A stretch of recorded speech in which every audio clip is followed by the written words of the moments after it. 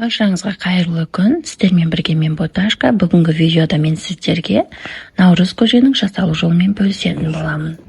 Ол үшін видеоның соңына дейін көріп, каналға тіркеліп, лайк басуды ұмытпаңыздар. Мені қолдап, комментарий жазып отырыңыздар.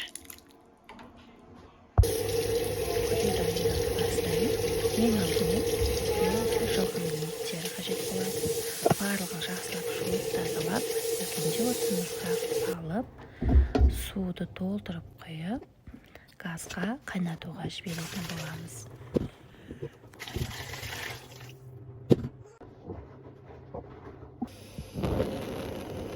Міне біздің етіміз қайнағанша енді келесі заттарды дайындайтын боламыз. Яғни бізге дақылдар қажет. Ақ жүгері, перловка, күріш, маш және де тары қажет болады.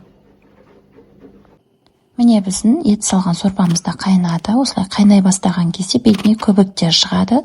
Көбіктердің барлығын осылай ситаның көмегімен барлығын тазалап тастаймыз. Осылай бір қайнағаннан соң дәміне қарай тұзын салып, тағы да етіміз піскенше қайнатуға жібереміз. Келесі кезекте барлық дақылдарымызды жуамыз, яғни машты, күрішті, сонымен қатар перловканы жуып, барлығын бір ыдысқа біріктіреміз. Осы үш дақылды, себебі бұлардың пісу уақыты бірдей, барлығын бір ыдысқа салып, суымызды құйып, газға қойып пісіруге жіберетін боламыз.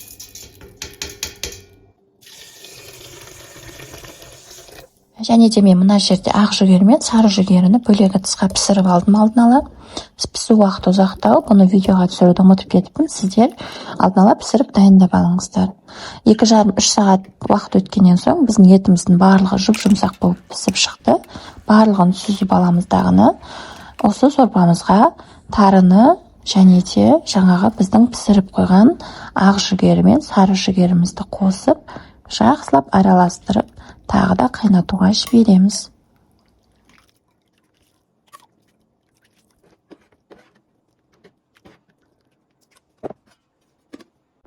Міне бізде бұл жерде маш, күріш және де перловка пісіп дайын болып жатыр. Бұны да барлық жақсылап піскеннен соң жаңағы үлкен кастрюльдегі сорпамызға біріктіріп, барлығын жақсылап араластыратын боламыз. Содан соң еттерді жақсылап видеода көрсетілгендей майдалап тураймыз, немесе қалауыңызша турап қоссаңыздар да болады.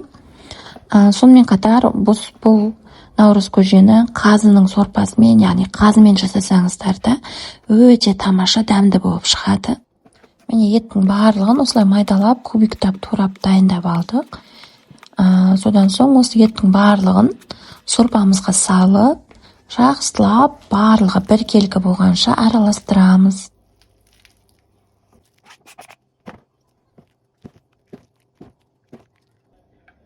Ең соңғы кезекте біз айранымызды құятын боламыз. Осылай жақсылап айранды бірінші ситадан өткізіп, содан соң барып сорпаға қоссаңыздар, арасында түйіршік телімей өте тамаша араласатын болады. Менде осы сорпаға 2 кесе айран қостым. Және де айран болмаса құрт қоссаңыздар да болады. Құртты езіп, суын қоссаңыздар өте тамаша, ерекше дәмді болып шығады. Міне біз наурыз көжеміз дайын. Қою да емес, сұйық та емес, өте тамаша болып шықты. Дәмі де ерекше дәмді. Міндетті түрде жасап көріңіздер, ұнайды деген ойдамын. Баршаңызға ас болсын. Менің наурыз көже жасауымды сіздер осы видеодан көрдіңіздер. Ал сіздер қалай жасайсыздар, комментария бөліміне жаза кетіңіздер. Баршаңызға рахмет.